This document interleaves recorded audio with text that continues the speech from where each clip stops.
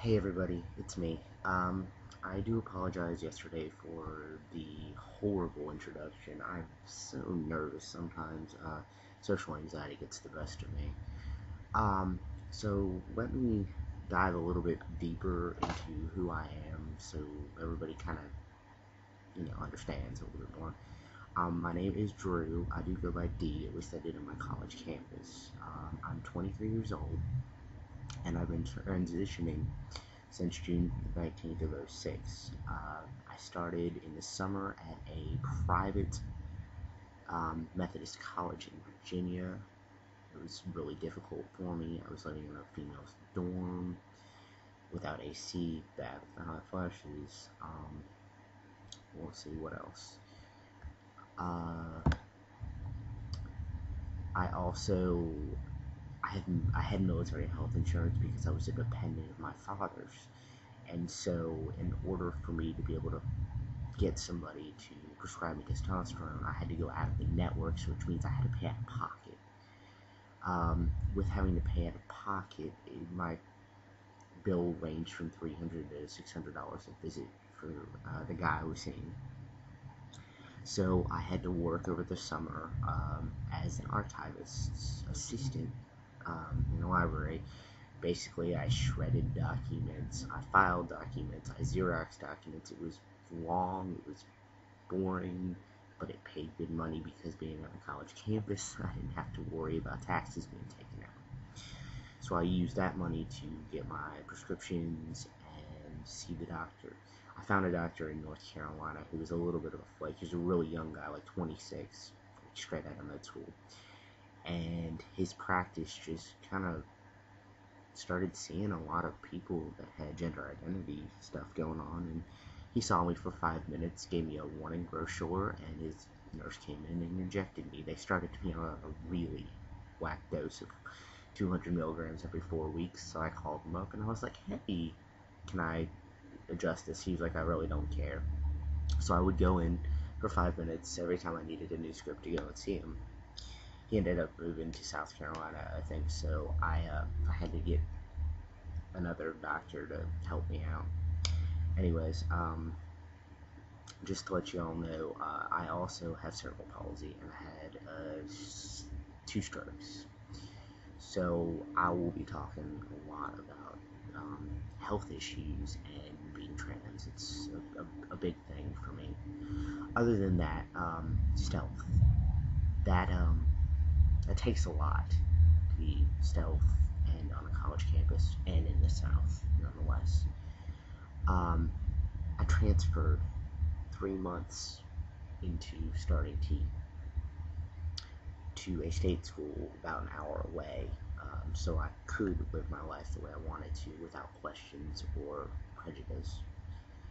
It was a good decision for me. I didn't really know much about the area, so my first warning for y'all is know your area before you make that decision, because it could be a good decision and it could be a bad decision. Also, talk with your admissions office. That's what I did. They let me blur the lines a little bit and um, kind of flub up some paperwork so that I could live my life as I wanted to. And I also talked to the director of housing, who was a wonderful lady, and she said, wherever you feel comfortable, you go. So I ended up being in this dorm, an all-males dorm, small one. I shared a room with a very great guy who ended up being my fraternity brother a little farther down the road. And then I had to share a 3 shower stall bathroom with 26 guys.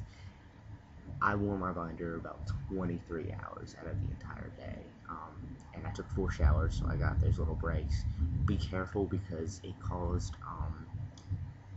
chest problems. I had shortness of breath. I apologize for the loud noises. My parents are watching a movie downstairs. Shortness of breath.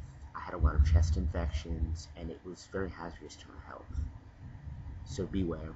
Other than that, when you shower, you have to be really careful. I had to keep my back to the shower curtain, and I used to dress and undress in that stall. And one time I took off my binder and I threw it up over the railing, and it went a little too far, and I had to go and get it. beware. I walked out, and there was people near an open window, people playing volleyball, and 6 guys came in to use the bathroom at the exact same time. Don't ask me why. So there was a couple questions there.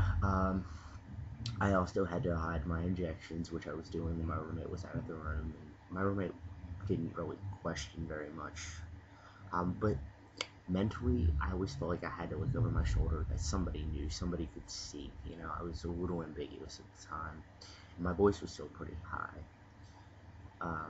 But I made my life on that campus. I had friends, I had family, I had really good ties, and I stayed in my room a lot because I studied a lot. I had a 4.0 for most of my college career, and I was in the band program, which led me to my fraternity, and I'll go into that on a later date. It was good. I was emotionally drained because I had nobody to talk to, and I advise you that if you're going to be stealth, you need to have a good support system of people that know. It took me about a year and a half before I started telling people, and it was only a select few. It really helped me when I got into the social work program to kind of educate myself and others, and nobody really talked. It was a school of about 13,000 people in the South, and for the most part, it was kept quite under wraps. Everybody saw me for who I was, and I wanted to be under the radar. That's why I chose to do this, but it was training.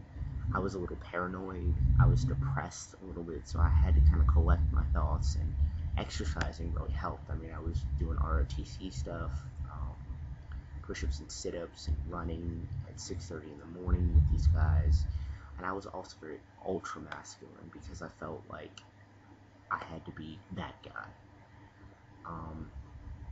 You just have to really be aware of your surroundings if you want to be stealth, and realize that there are going to be some times when you're going to be caught in some awkward situations, like say you're going to the bathroom and your packer rolls underneath the stall to somebody else's stall, and they pick it up and they ask, whose is this?